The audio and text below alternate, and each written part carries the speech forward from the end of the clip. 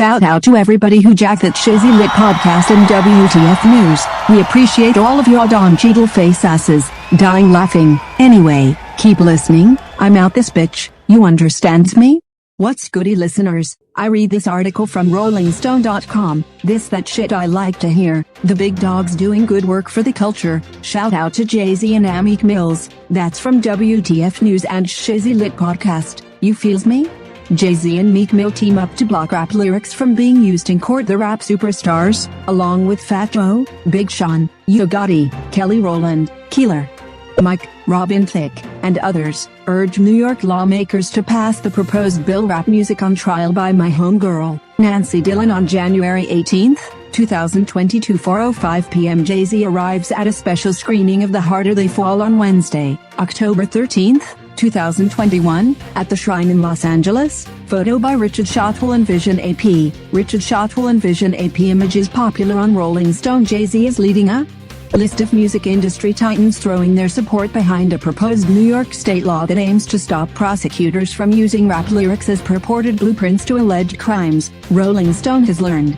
The rap superstar, born Sean Carter, is teaming up with Meek-mill, Big Sean, Fat Joe, Kelly Rowland, Yo Gotti, Keeler Mike, Robin Thicke, and others as celebrity signatories on a new letter urging state lawmakers, and ultimately Governor Kathy Hochul, to make the recently proposed bill titled Rap Music on Trial, S. 7527/A 8681, a state law. The legislation, first unveiled in November, successfully sailed through the Senate Codes Committee on Tuesday, marking its first step toward getting a full vote on the Senate floor. This is an issue that's important to JayZ and all the other artists that have come together to try to bring about this change. This is a long time coming. Mr. Carter is from New York, and if he can lend his name and his weight, that's what he wants to do. JayZ's lawyer Alex Spiro, a partner at Quinn Emanuel or Curtin Sullivan, tells Rolling Stone. Spiro co-wrote the letter with University of Richmond professor Eric Nielsen, who authored the book Rap on Trial with University of Georgia law professor Andrea Dennis. The lawyer said Ian Hova, who previously fought back against the lack of racial diversity on arbitration panels, leading to national reforms, consider the proposed legislation a bellwether that could spread to other states. By changing the law here, you do a lot of good for the cases that it affects, but you also send a message that progress is coming. We expect it will be followed in a lot of places, Spiro said. Our lyrics are a creative form of self-expression and entertainment, just like any other genre. We want our words to be recognized as art rather than being weaponized to get convictions in court. I hope the governor and all the lawmakers in New York take our letter into consideration, protect honor, artistic rights and make the right decision to pass this bill, Fat Joe told Rolling Stone on Tuesday.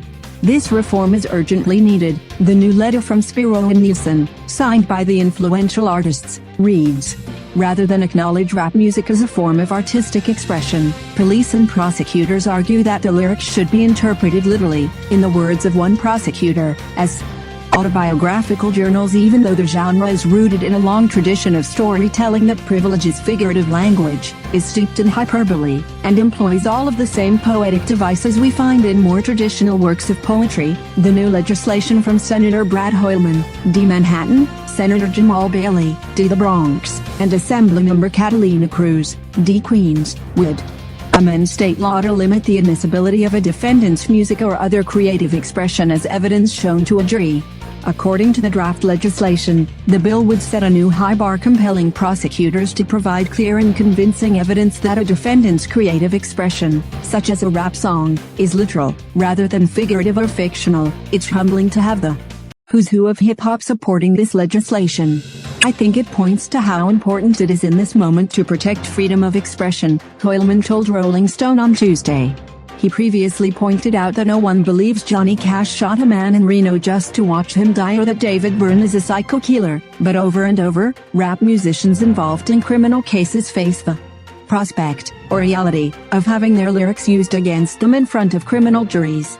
Before his senseless murder last month, Los Angeles rapper Drake the Ruler was subjected to one of the most egregious cases where lyrics were used to bolster a prosecutor's theory of culpability. Dracula, born Daryl Caldwell, was ultimately acquitted in the 2016 murder of a 24-year-old man outside a party in Carson, California, but he still spent 3 years in prison as prosecutors tried in vain to build their failed case against him. Although investigators agreed from the start he didn't pull the trigger, they relentlessly targeted him with the theory the fatal shooting stemmed from his beef with the rapper RJ, born Rodney Brown. During Caldwell's trial in Compton, California, prosecutors introduced the lyrics from his 2016 song Flex Freestyle to convince jurors he brought armed associates to the Carson party to target RJ. "I'm riding around town with a Tommy gun and a jag and you can disregard the yelling, RJ tied up in the back," the lyrics state. Meanwhile, RJ wasn't even at the party. "I didn't even think they could do that," Caldwell told Rolling Stone during a phone interview in November. "I heard about them doing it before, but it was just the way they were doing it. How they were using it against me. It didn't make no sense. It was just crazy." In a statement, Senator Bailey said the new bill will prohibit this type of practice in New York because prosecutors will be required to show a strong, factual nexus between the art and the facts of the case, instead of using creative expression to create a theory. Presuming a defendant's guilt based solely on musical genre or creative expression is antithetical to our foundational rights and perpetuates the systemic racism that is embedded into the criminal justice system through discriminatory conflations of hip-hop and rap with criminality, Bailey said in the statement Tuesday. "Good shit if you ask me. I really hope they make that shit happen, on me. It's your girl, Envy Allison. I'ma get up with you all later. I'm out. You digs?" Yo, this your homie Envy Allison. You know I'm a artificial intelligent assistant for the big homie OG Shizzy Brizzle, right?